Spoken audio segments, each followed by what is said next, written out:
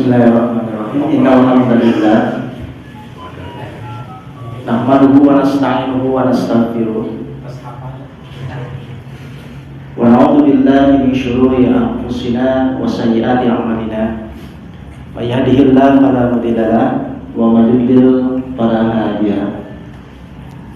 Asyhadu an la ilaha illallah wahdahu la syarika lahu wa asyhadu anna Muhammadan abduhu wa rasuluhu alladzi la nabiyya ba'da. Amma ba'du. Faqala Allah ta'ala fil Qur'anil Karim. A'udzu billahi minasy syaithanir rajim. Wa huwa alladzi ja'ala lakum an-nujum litahtadu biha fi dhulumatil barri wal bahri. Qad fassalna al-ayati liqaumin ya'lamun. Wa qala Rasulullah sallallahu alaihi wasallam, man iktabasa ilman minan nujum wa qad iktabasa syu'batan minas sihri zada ma zada. Al-hadis. Syukur alhamdulillah, pada kesempatan malam hari ini kita masih diberikan oleh Allah umur sehingga kita masih bisa melaksanakan ketaatan dan juga ibadah. Salah satunya itu melaksanakan ibadah sholat maghrib berjamaah. Mudah-mudahan Allah mencatat amal kita dan juga dilanjutkan dengan thalabul ilmi ya. Saat ini mudah-mudahan juga Allah catat sebagai amal ibadah yang Allah terima. Ikhwatimah rahimakumullah. Kali ini kita melanjutkan kajian Parasif Aqidah dengan judul Sisa-sisa keyakinan agama Tunisia dan agama kultur bangsa. Ini masih terkait dengan agama atau agama kultur bangsa Samiyah ya. Agama kultur bangsa Samiyah. Nah, kali ini kita akan melihat tentang agama Tunisia dan agama kultur bangsa Kanaan. Sebagai mukadimah saya tulis surat Al-An'am ayat 97 karena ini berkaitan dengan tema yang akan kita bahas. Yang pertama, Al-Quran surat Al-An'am ayat 97, Allah berfirman, A'udzubillahi minasyaitonir rajim, wa huwal ladzi ja'ala lakumun nujum, dan dialah Allah yang menjadikan bagi kalian bintang-bintang litahtadu biha fi dhulumatil barri wal bahri, agar kalian menjadikannya petunjuk dalam kegelapan di darat dan di laut. Qad fassalna al-ayati liqaumin ya'lamun, sesungguhnya kami telah menjelaskan tanda-tanda kebesaran kami kepada orang-orang yang mengetahui. Ayat ini berbicara tentang salah satu fungsi bintang gitu ya, yang Allah ciptakan. Salah satu fungsi bintang itu adalah sebagai litahtadu biha fi dhulumatil barri wal bahri, sebagai petunjuk gitu. Jadi sebagai petunjuk arah. Kemudian di bawahnya Rasulullah SAW bersabda, man iktabasa ilman minan nujum, barang siapa yang mempelajari salah satu cabang ilmu nujum, ilmu perbintangan, tapi ini lebih ke astrologi gitu ya, bukan astronomi. Faqad iktabasa syu'batan minas sihri, maka ia telah mempelajari salah satu cabang dari ilmu sihir. Zada mazada, artinya semakin bertambah ilmu nujum yang dipelajarinya, maka semakin bertambah ilmu sihirnya di mana yang dimiliki. Semakin bertambah pula dosanya gitu. Dia teh karek ilmu kayak diajarna siga kieu gitu. Homo lamun diamalkeun. Nah, itu ya mukadimahnya sebagai pengantar kajian kita malam ini tentang sisa-sisa keyakinan dari agama Tunisia dan agama kultur Kanaan. Nah, kemudian agama Tunisia itu bangsa Kunis itu apa? Bangsa apa? Kita berkenalan sedikit ya. Saya mengutip dari Parasit Akidah karya Ustaz Marsedek halaman 143, boleh dibuka. Kalau di Wikipedia itu ditulisnya Fenisia, ya Punisia, Fenisia yang sama. 2000 sebelum Masehi. Yang pertama, bangsa Punisia ini termasuk suku Arab pesisir dari Arab purba yang mendiami pesisir Suriah dan Lebanon. Nah, karena mereka itu tinggal hidup di pesisir, maka mereka itu termasuk suku pelaut, pelayar.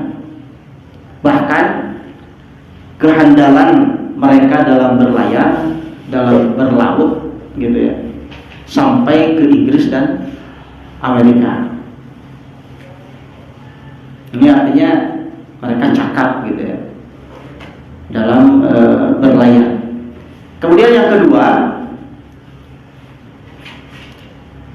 tentu sebagai sebuah agama mereka punya ajaran, punya kitab.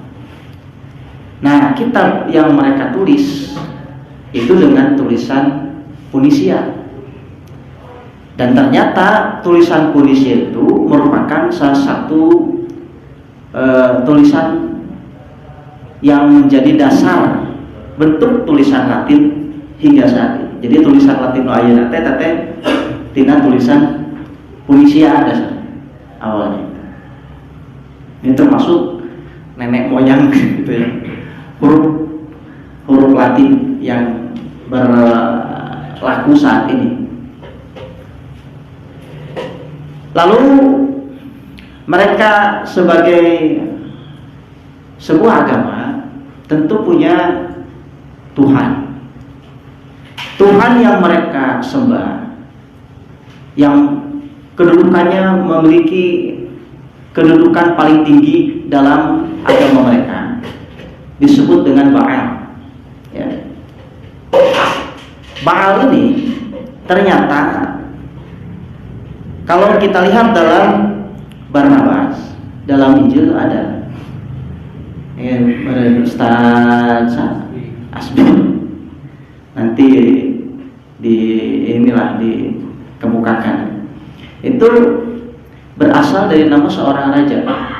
Jadi pada awalnya Baal itu raja, kemudian karena memiliki pengaruh yang sangat besar dan juga sangat ditakuti gitu ya, sehingga lambat laun mereka mengkultuskan Baal dan bahkan kemudian menganggap bahwa Baal itu sebagai Tuhan. Dulu ada raja yang mengaku mengklaim dirinya sebagai Tuhan, di antaranya Namrus, kemudian juga Fir'aun, bahkan mengklaim sebagai Tuhan yang paling tinggi. Ana rabbukumul a'la. Nah, ini Baal diangkat ku ieu pengikutna. Nah, dikultuskan, kemudian ketika Baal itu juga kemudian dianggap sebagai dewa langit ya. Jadi dewa yang memiliki kekuasaan tertinggi dan dianggap sebagai keramat. Kalau marah gitu ya, maka Baal ini disebut Moloch atau Malik, yang kita tahu itu Malik bahasa Arab ya, yang artinya raja gitu. Nah, biasanya bila terjadi musibah, entah itu bentuknya semacam gunung meletus, gempa bumi, longsor, atau tsunami, nah, maka mereka meyakini bahwa Tuhan Baal sedang marah. Maka mereka mengadakan kurban. Ya, bentuk kurban yang biasa dilakukan oleh bangsa Punisia itu adalah biasanya mengorbankan anak-anak. Ini paling sering. Di Wikipedia saya baca juga ternyata memang paling sering dan mereka itu tradisinya adalah mengkorbankan anak-anak. Kalau tidak anak-anak, ya bayi, ya yang masih bayi, kemudian gadis, ya, anak perempuan yang dibakar hidup-hidup. Ngeri ya. Kemudian Baal ini suka diperingati, suka dipestakan, ya. Dan biasanya dipestakannya itu setiap pada tanggal 25 Desember, pada tanggal 25 bulan ke-12, dengan cara menyalakan api, menyediakan sesajian dan tamu hubungan. Tidak menutup kemungkinan bahwa karena banyak sekali ajaran-ajaran atau sisa-sisa keyakinan bangsa Tunisia yang masuk ke dalam ajaran agama-agama baru atau masuk melalui Yunani pada awalnya, kemudian juga Romawi dan seterusnya tersebar, ya, ke seluruh dunia. Nah, salah satunya mungkin juga kenapa kaum Nasrani merayakan Natalan pada tanggal 25 Desember, salah satunya karena terpengaruh dari pesta Baal ini. Nah, kemudian di samping dewa Baal yang mereka yakini sebagai dewa tertinggi, ada dewa-dewa yang disembah atau yang dipertuhan oleh bangsa Tunisia ini terkait dengan profesi mereka sebagai pelaut, ya. Sebetulnya kalau dibaca di parasit akidahnya banyak gitu dewa, cuman yang ditulis itu ada 5 kalau tidak salah, kurang lebih 100 lah dewa. Cuman yang ditulis di parasit akidah ada 5. Yang saya sampaikan terkait dengan pekerjaan bangsa Tunisia itu saya sampaikan 2. Yang pertama Nazmut, ya. Nazmut itu dewa penunjuk pelayaran. Jadi mereka biasanya kalau mau berlayar, melaut gitu, mereka suka meminta petunjuk atau memohon perlindungan kepada Nazmut.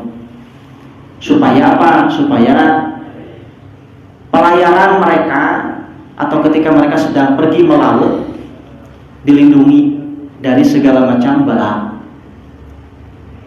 Sebab mereka tahu pergi ke laut itu banyak sekali bahayanya.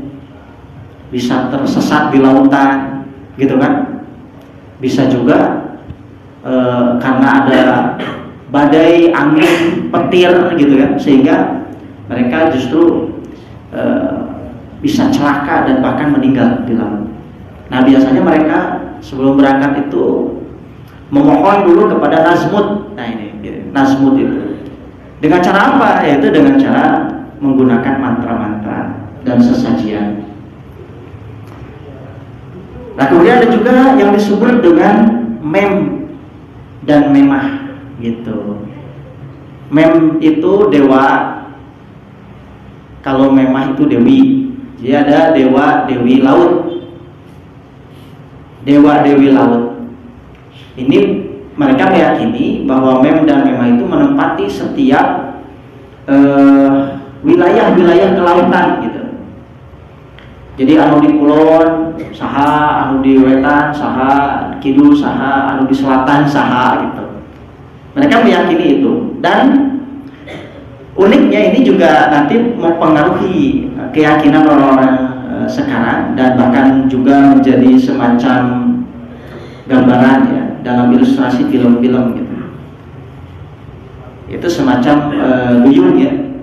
Jadi wujudnya itu bertubuh sepotong manusia dan sepotong ikan. Jadi sabulah kalau hurna jami kahandapna laut gitu. Ya, nah, makanya di sini Mem dan Memah itu mermaid, mermaid, ya. Jadi duyung gitu ya. Nah biasanya pemujaannya itu ya juga sama gitu ya. Mereka juga mengadakan semacam ritual kurban. Jadi sebelum di samping memohon kepada Nazmut gitu ya, ayat Nazmut kan supaya tidak tersesat gitu kan, karena nanti akan mengarahkan pelayaran ya kemana ya, anu bakal menang rezeki loba, akan menghasilkan banyak hasil gitu ya. Itu ke dewa Nazmut. Nah sementara Mem dan Memah ini adalah dewa dewi yang menguasai wilayah-wilayah laut gitu ya. Dan biasanya mereka akan melakukan gangguan-gangguan. Lamun lewat ke wilayah gitu ya, Mem atau Memah tertentu, maka biasanya akan diganggu gitu. Nah supaya tidak diganggu, entah itu karena diambil ruhnya gitu kan.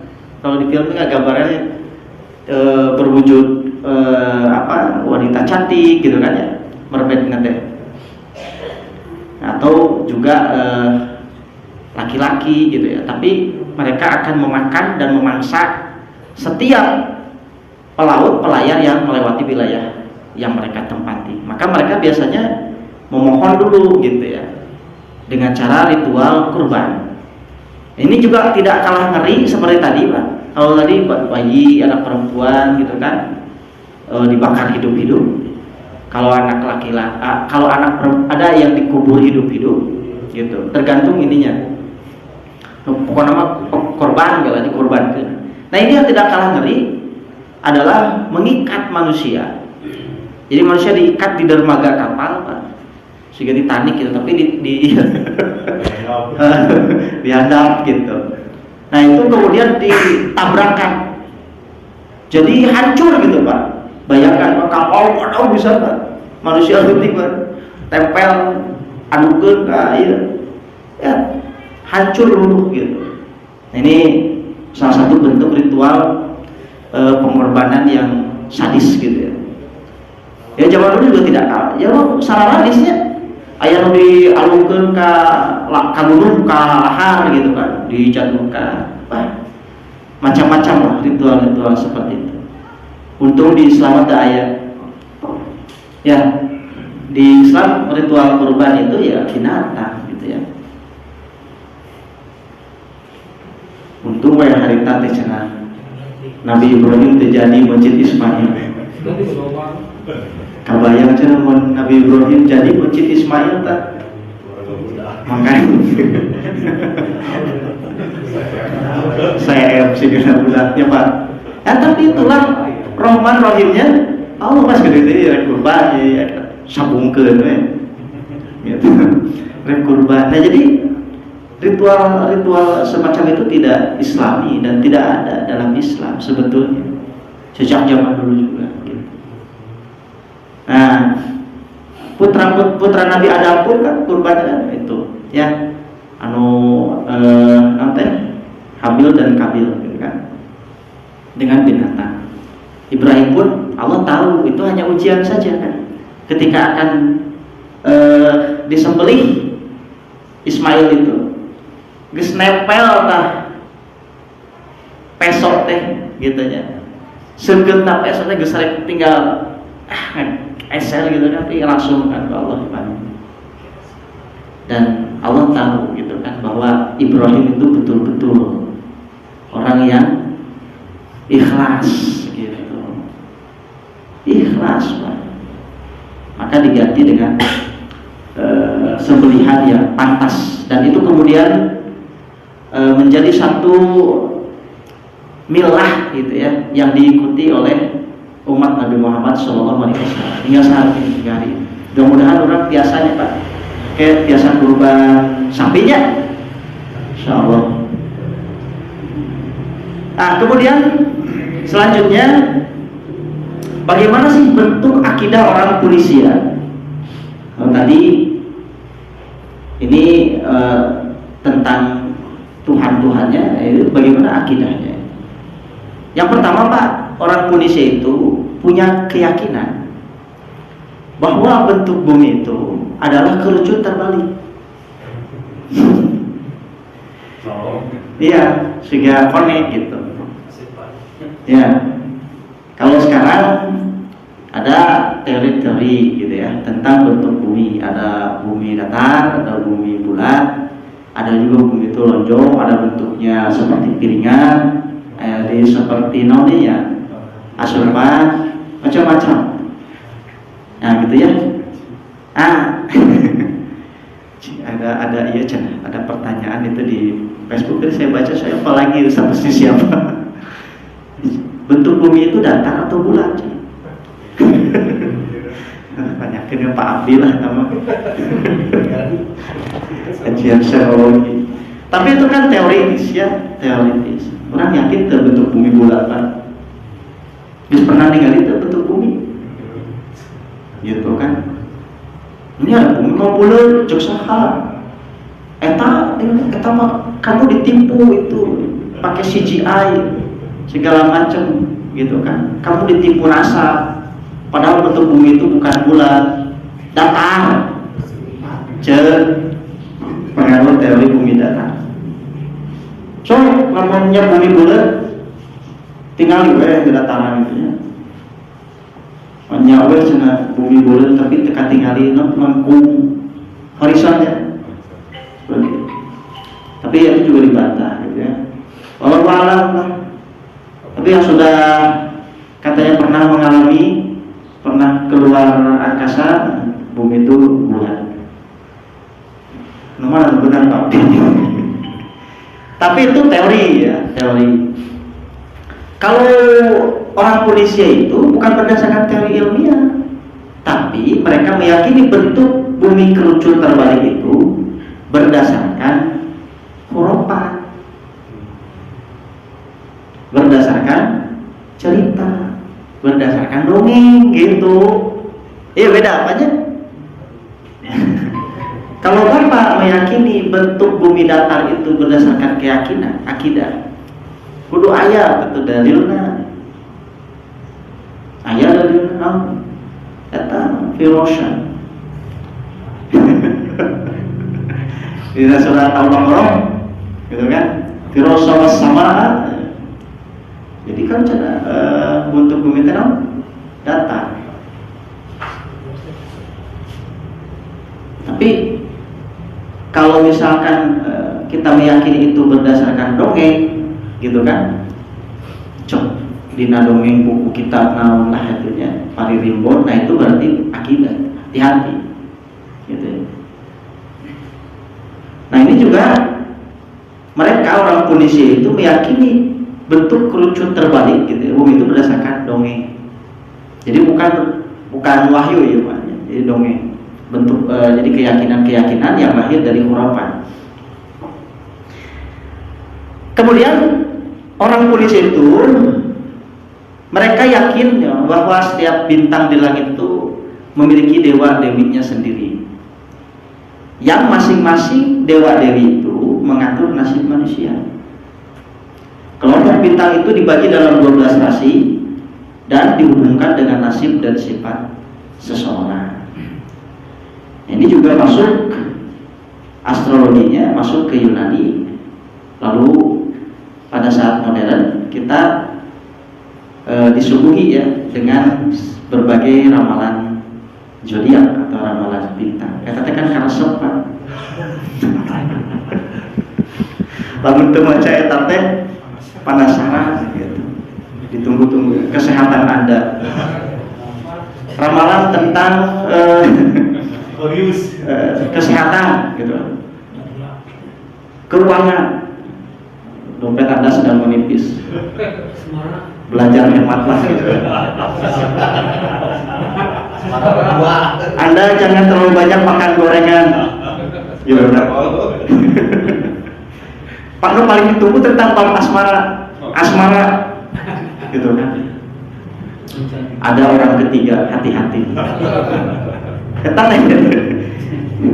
Itu nah ini awalnya dari situ.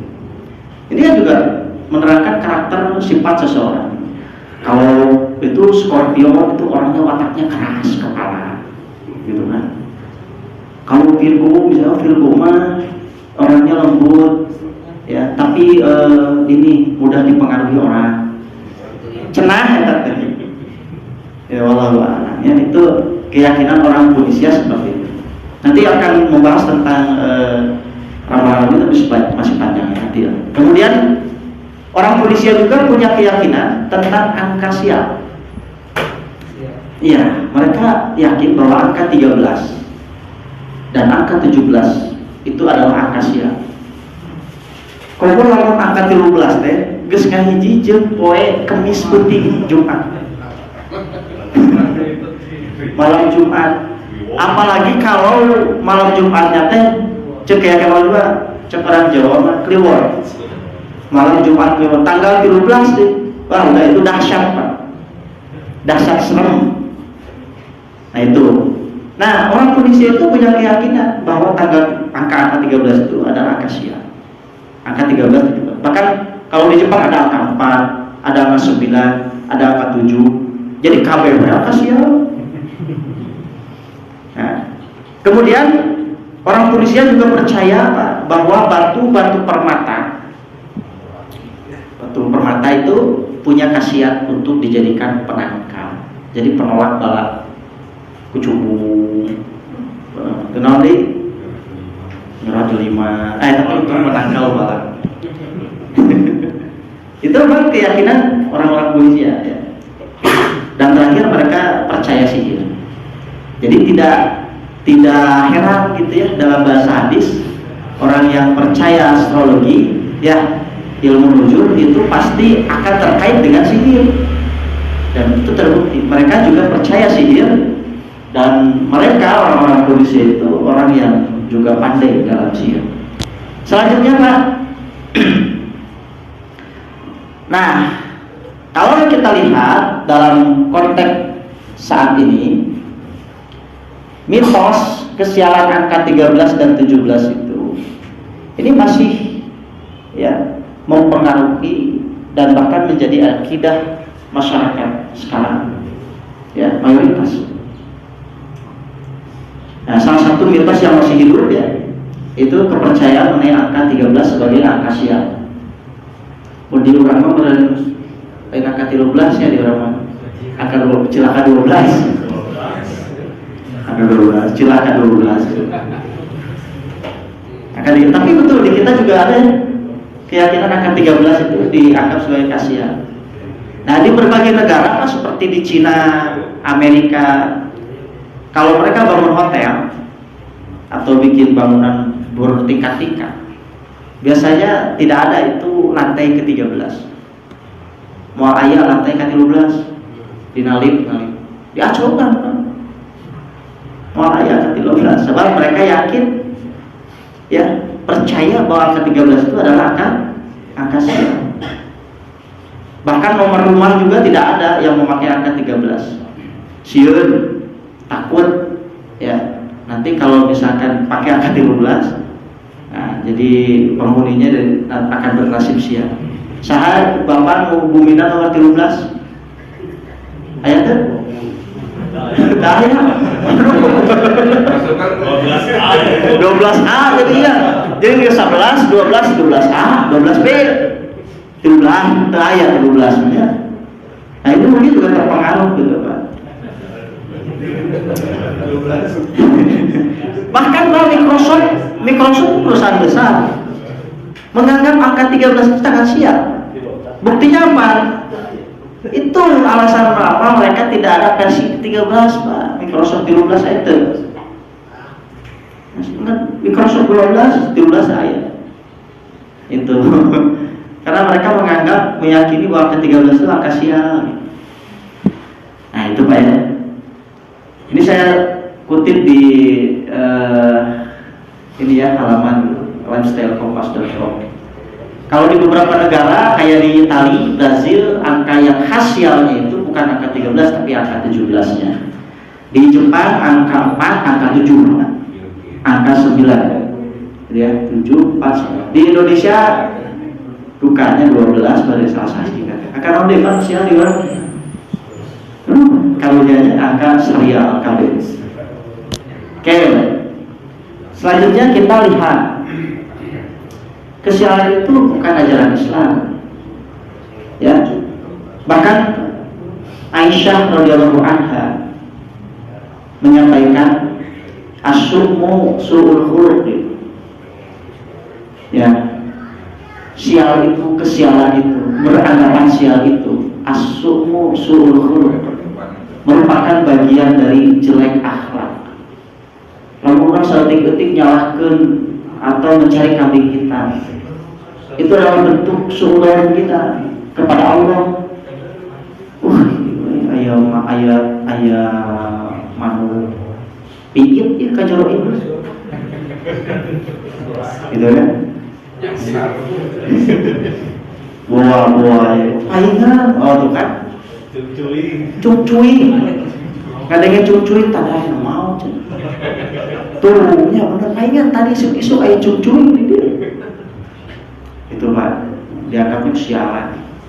Sialan bukan dari ajaran Islam, bahkan itu Rasulullah katakan ya, bagian dari buruk akhlak, jeleknya akhlak. Orang Islam itu tidak mengenal dengan kesialan. Ditimpa baik dia akan bersyukur, mengucapkan alhamdulillah. Ketika ditimpa keburukan dia akan istirja, mengucapkan innalillahi wa inna ilaihi pantas gitu. Ajaban lil mukmin. Begitu mengagumkan urusan orang beriman itu. Orang beriman itu urusan selalu baik gitu. Nah, ini kesialan itu bukan dari ajaran Islam. Kesialan atau beranggapan sial itu Pak disebut tiaroh gitu ya. Jadi disebut tiaroh kenapa? Karena berasal dari kata toir, toirun, artinya burung kan, toir. Dulu orang beranggapan sial awalnya dengan cara ini, ngagebah gitu, ngagebah manuk, menghentakkan atau mengusir burung. Gitu kan, digebar. Lamun manuk eta teh hiberna kakatu, gitu. Maka mereka meyakini, wah, mengambil berkah. Baru aman, pi menangan dia, pi mucikeun, pi mucekileun. Ya, itu bakal menang barokah. Maka dia akan melanjutkan urusannya, melanjutkan perjalanannya, melanjutkan hajatnya. Tapi lamun diperhatikan kencang, gitu, terbangnya ke sebelah kiri, maka dia akan mengurungkan niatnya. Kenapa? Karena beranggapan lamun kakencang, isialun, gitu. Dijadi. Persis juga orang, gitu kan? Ngaji ini tulah.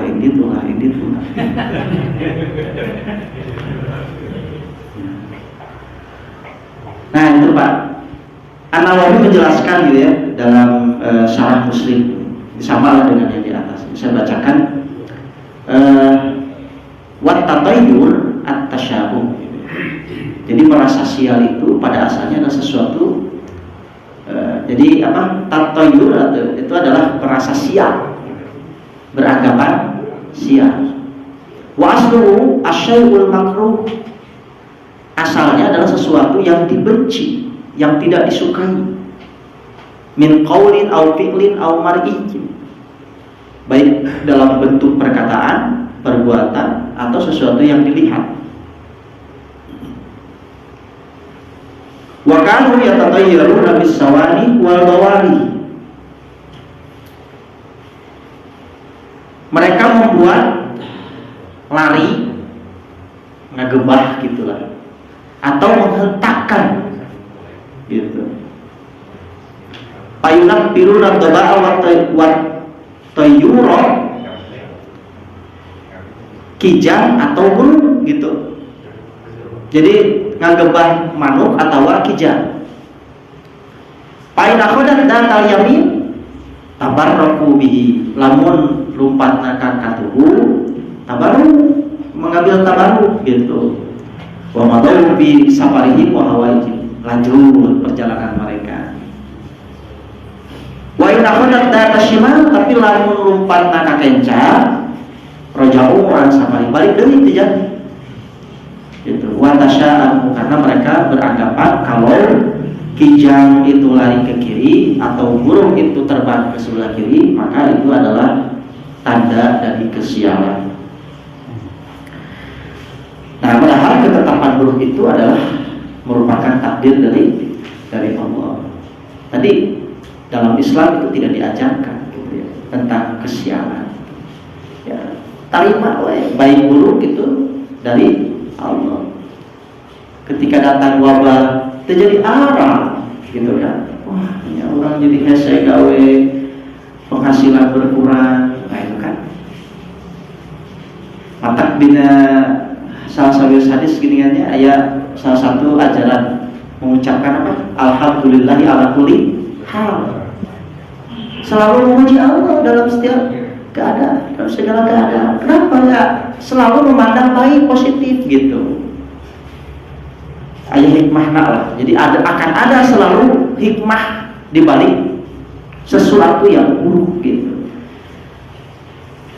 Jadi apa yang dipandang oleh manusia baik belum tentu baik di pandangan Allah, dan apa yang dipandang buruk oleh manusia belum tentu buruk dalam pandangan Allah. Bisa jadi sebaliknya gitu.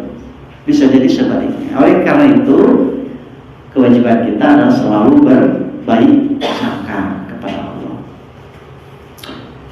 Fir'aun gitu Pak, selalu menganggap sial gitu ya, karena keberadaannya Nabi Musa gitu ya. Maka Fir'aun itu selalu mencari kambing hitam. Ini cari kambing hitam itu Musa gitu. Itu dalam Al-Quran surah Al-A'raf 131. Idza ja'atkumul hasanah qalu lana hadhihi. Lamun ditimpakan kepada mereka kemakmuran, kebahagiaan, kesejahteraan, kekayaan, kesehatan, maka mereka berkata itu adalah karena usaha kami. Bohong. Ya, mereka menganggap bahwa ini adalah hasil kerja keras kita, hasil usaha kita. Gitu. Wa intusibhum sayyi'atun ya tayyaru bi Musa wa man ma'ahu. Tapi lamun jika mereka ditimpa kesusahan, maka mereka melemparkan, mencari kambing hitam. Sebab kesial itu kepada siapa? Kepada Musa dan para pengikutnya. Ala inna ma ta'iruhum indallah walakin aktsaruhum la ya'lamun. Ingatlah, ketahuilah kata Allah, sesungguhnya kesialan mereka itu adalah ketetapan dari Allah. Ditakdirkan ku Allah. Tetapi mereka tidak tahu. Jadi ulah mencari kambing hitam gitu Pak. Ya, kita pun sama gitu. Ketika ada sesuatu yang tidak berkenan, sesuatu yang buruk kita alami, jangan mencari kambing hitam. Motor teh jadi mogok gitu gara-gara ini, gara-gara naon lah gitu. Tadi ada uci ngalewat gitu. Nyalakan uci, nyalakan uci, karunya uci. Nah, Abdullah bin Mas'ud menyebut Pak dalam hadis yang mampu, kata Abdullah bin Mas'ud, at-tiyaratu syirkun, at-tiyaratu syirkun, sampai 3 kali. Tiarah itu beranggapan syirik itu adalah kesyirikan. Ya, sampai 3 kali. Wa ma minna illa walakin Allah yudhibuhu bin tawakkul. Kata Ibnu Mas'ud, tidak ada yang bisa menghilangkan sangkaan jelek dalam hatinya, namun Allah lah yang menghilangkan anggapan syirik itu dengan bertawakal. Jadi salah satu Pak caranya agar hati kita bersih Pak, agar hati kita selalu beranggapan baik, tidak suudzon, tidak mencari kambing hitam, adalah dengan senantiasa melatih diri kita untuk bertawakal. Tawakal, serahkan ke Allah segala ya, apapun yang menimpa kita dan apa yang akan menimpa kita gitu, serahkan kepada Allah. Kita bertawakal kepada Allah. Tapi tawakalnya tawakal yang benar ya, bukan tawakal yang dalam arti yang sempit gitu. Ulah siga sahabat dina hadis gini, mawa keledai gitu kan, itu dicang-cang aja gitu, ditaruh itu cang-cang ada Allah gitu. Tarik gitu Pak tawakal, cang-cang lah karek tawakal gitu ya tarik. Sebentar lagi, nah kemudian terkait dengan astrologinya, ilmu nujumnya, astrologi Indonesia itu kemudian masuk ke dalam astrologi Yunani, ya. Mempengaruhi astrologi Yunani dan kemudian tersebar ke seluruh dunia, ya, terkait dengan tadi ramalan-ramalan bintang, ramalan-ramalan zodiak tadi. Kata Rasulullah SAW, "Man iktabasa ilman minan nujum, faqad iktabasa syu'batan minas sihri, zada mazada." Barang siapa yang mempelajari salah satu cabang ilmu nujum, maka dia telah mempelajari salah satu cabang ilmu sihir. Semakin bertambah ilmu nujum yang dipelajarinya, maka semakin bertambah pula ilmu sihir yang dimilikinya. Satu ketika Syekhul Islam Ibnu Taimiyah pernah berdialog. Kita tahu Ibnu Taimiyah itu orang yang sangat tajam pikirannya, cerdas, gitu ya. Hujah-hujahnya itu sangat menghujah hati.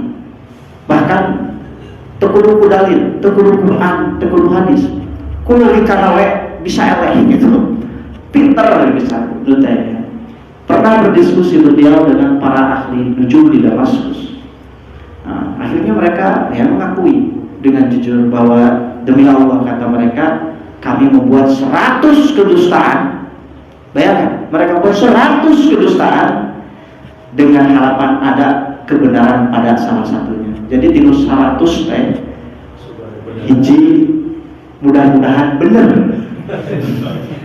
Mudah-mudahan benar. Artinya mau kabeh Pak. Nah gitu. Anu hiji mudah-mudahan benar. Ya wajar kalau misalkan dina ramalan zodiak, ramalan bintang. Benar cenanya ieu teh. Ya tambah anu hiji teh jeung kabeneran lain benar. Nah itu Pak di antaranya. Ini masih ini ya waktunya cuman bisa dilihat saya share ya tentang bangsa Kanaan juga ini karena waktu ya. Kalau di bangsa Kanaan ini yang paling ininya menonjolnya itu tentang cerita-cerita Israiliyat, cerita-cerita tahayul atau cerita dongeng-dongeng yang awalnya itu ya dari bangsa Kanaan ini lalu masuk ke orang Israel, lalu diolah sedemikian rupa, diceritakan dengan bumbu-bumbu yang lebih menarik. Lalu dikenallah dongeng-dongeng itu sebagai dongeng atau cerita Israiliyat. Itu di Islam, ke dalam Islam itu masuknya melalui Abdullah bin Sabah dan Ka'ab al-Ahbar. Salah satu cerita yang menarik ini sebagai penutup ya, itu salah satunya cerita-cerita Israel itu masuk ke dalam tafsir ya, dalam tafsir. Ibnu Abbas pernah mengutip salah satu cerita Israiliyat ini. Itu tentang bumi. Jadi bumi itu ya Pak, aya dina tanduk sapi. Aya dina luhureun tanduk sapi. Sapi na aya di luhureun laut paus. Laut paus teh diaranan Nun. Gitu. Maka Allah gitu menurut Al-Qalam Nun gitu kan. Nah itu di sini ya diceritakan bahwa yang pertama kali diciptakan oleh Allah itu adalah pena, gitu kan, pena. Lalu yang menulis semua kejadian. Kemudian uap air diangkat ke atas, maka darinya lah langit-langit diciptakan. Kemudian Allah menciptakan nur, yaitu ikan paus. Maka dihamparkannya bumi di atas punggung ikan paus itu. Maka bumi pun bergerak dan bergoncang. Lalu ditopanglah oleh gunung-gunung, maka gununglah yang lebih utama daripada bumi. Lalu beliau berkata dan membaca Nun demi pena dan apa yang mereka tulis. Tapi nyata tentang Israiliyat itu ya sudah dijelaskan. Ada lagi yang lain tadi tentang sapi. Jadi di luhureun tanduk sapi. Ya, kita baca di depan nasi akidah nanya, mata kejadian lini teh tak teh oyak gitu. Sapi oyak. Saya iman. Lalu bagaimana kedudukan cerita Israel dalam ajaran Islam? Rasulullah SAW menyampaikan, la tusaddiqu ahlal kitab wa la tukadzibuhum qul amanna billahi wa ma unzila ilaina wa ma unzila ilaikum. Jangan kamu menganggap benar apa yang disampaikan oleh ahli kitab itu, tapi jangan pula menganggap mereka berdusta. Katakanlah kami beriman kepada Allah dan apa yang telah diturunkan kepada kami dan apa yang telah diturunkan kepada kalian. Wallahu a'lam bishawab. Mudah-mudahan kajian malam ini ada manfaat, ada hikmah yang bisa kita petik. Itu saja yang saya sampaikan. Aku qauli hada wa astaghfirullah wa atubu. Assalamualaikum warahmatullahi wabarakatuh.